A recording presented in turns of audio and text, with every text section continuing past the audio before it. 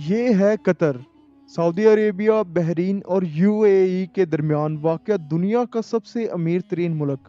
اتنا امیر کہ اس کی پر کیپٹا انکم ہے $1,28,000، جو کہ امریکہ، سنگاپور اور پڑوسی عرب ممالک جیسا کہ UAE اور سعودی عربیہ وغیرہ سے بھی کئی زیادہ ہے۔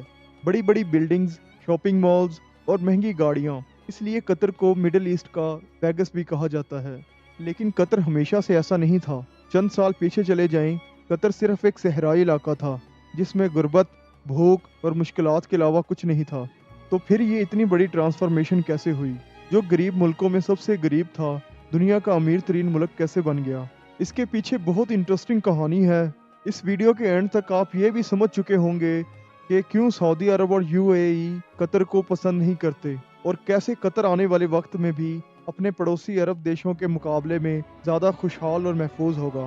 دوستو، یہ کہانی شروع ہوتی ہے 1916 میں، جب قطر کے امیر عبداللہ ثانی نے برٹش کے ساتھ ایک معاہدہ طے کیا، جس کے مطابق برٹن نے قطر کو کسی بھی زمینی یا سمندری حملے کی صورت میں ڈیفینڈ کرنا ہوگا، اور قطر بدلے میں اگلے 55 سال تک برٹش کالونی کا حصہ رہے گا، اور یہاں سے نکلنے والے ہر ریسورس میں برٹش کا حصہ ہوگا۔ 1940 میں سب سے پہلی آئل فیلڈ ڈسکور ہوئی۔ 1960 تک قطر میں تیل کی کھوج اور زمین سے نکالنے کا کام عروج پر تھا۔ قطر کے حالات آہستہ آہستہ بدل رہے تھے، مگر ابھی تک کوئی زیادہ تبدیلی نہیں آئی تھی۔ لیکن پھر 1970 میں شیل آئل کمپنی نے اس ملک کا سب سے بڑا خزانہ دریافت کر لیا، نارتھ فیلڈ، دنیا کی سب سے بڑی نیچرل گیس فیلڈ۔ لیکن اس زمانے میں گیس زیادہ پروفیٹیبل نہیں تھی، اور اس کی وجہ یہ تھی کہ گیس کو پائپ لائن کے ذریعے ہی دوسری جگہ بھیجا جا سکتا تھا، اور قطر گیس استعمال کرنے والے ملکوں سے اتنا دور تھا کہ پائپ لائن پہنچانا تقریباً ناممکن تھا۔ اسی وجہ سے شیل کمپنی بھی یہ گیس فیلڈ ڈسکور کر کے بھول گئی، اور یہ ڈسکوری آفیشیل ڈاکومنٹ میں دب کے رہ گئی۔ 1971 میں قطر کو برٹش سے آزادی مل گئی، اور وہ ایک آزاد ملک بن گیا۔ آزادی ملنے کے باوجود اگلے 25 سالوں میں بھی قطر کے حالات کوئی خاص نہیں بدلے تھے، اور پھر آیا 1995، جب کرون پرنس حماد بن خلیفہ نے بغاوت کر کے اپنے ہی باپ کی حکومت کا تختہ الٹ دیا تھا اور قطر کا خلیفہ بن گیا۔ نئے امیر کا ایک ہی فوکس تھا، وہ تھا گیس۔ حماد بن خلیفہ یہ جانتا تھا کہ قطر کی تقدیر صرف گیس ہی بدل سکتی ہے، اس لیے اس نے بہت ہی ریئر ٹیکنالوجی گیس لیکویفیکیشن میں انویسٹ کیا۔ لیکویفیکیشن ایک ایسی ٹیکنالوجی ہے جس میں گیس کو لیکوڈ فارم میں کنورٹ کیا جاتا ہے تاکہ اس کو آئل کی طرح شپس میں دوسری کنٹریز تک پہنچایا جا سکے۔ اس سارے پروسیس میں گیس کو 161 ڈگری ٹمپریچر میں ٹھنڈا رکھنا پڑتا ہے۔ اسی پروسیس پر قطر نے ساری انویسٹمنٹ کر دی۔ آج وہ LNG کا سب سے بڑا ایکسپورٹر ہے۔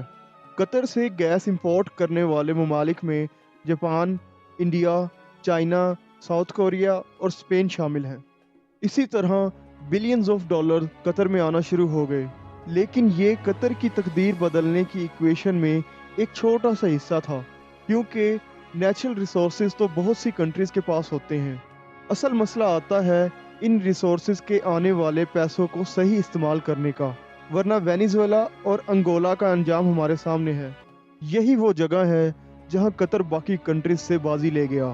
قطر نے 2005 میں قطر انویسٹمنٹ اتھارٹی کے نام سے کمپنی بنائی، جس کا مقصد تھا تیل اور گیس سے آنے والے پیسوں کو پوری دنیا میں انویسٹ کرنا، اور اسی لیے آج دنیا کے ہر بڑے ملک اور کمپنی میں آپ کو قطر انویسٹمنٹ نظر آئے گی، مثلاً Volkswagen, Barclays bank, Shell, Tiffany and co, یا پھر روز نیٹ، رشیا کی سب سے بڑی آئل کمپنی۔ ان تمام کمپنیز میں قطر کی ہیوی انویسٹمنٹ ہے، لیکن یہ بھی قطر کی انویسٹمنٹ کا ایک چھوٹا سا حصہ ہے۔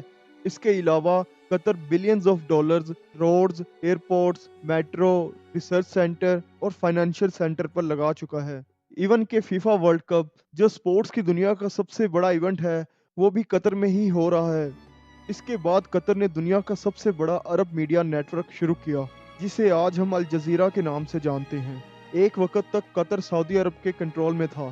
الجزیرہ کا انفلوئنس اتنا زیادہ ہے کہ 2017 میں سب عرب ممالک نے قطر کا بائیکاٹ کیا تھا۔ بائیکاٹ ختم کرنے کے لیے جو ڈیمانڈ رکھی گئی وہ تھی الجزیرہ کو بین کرنا۔ 2017 سے UAE اور سعودی عرب میں الجزیرہ ابھی تک بین ہے۔ सऊदी अरब को इस बाइकॉट में सारे अरब ममालिक की सपोर्ट हासिल नहीं थी। इवन कुवैत और ओमान भी इस बाइकॉट का हिस्सा नहीं बने।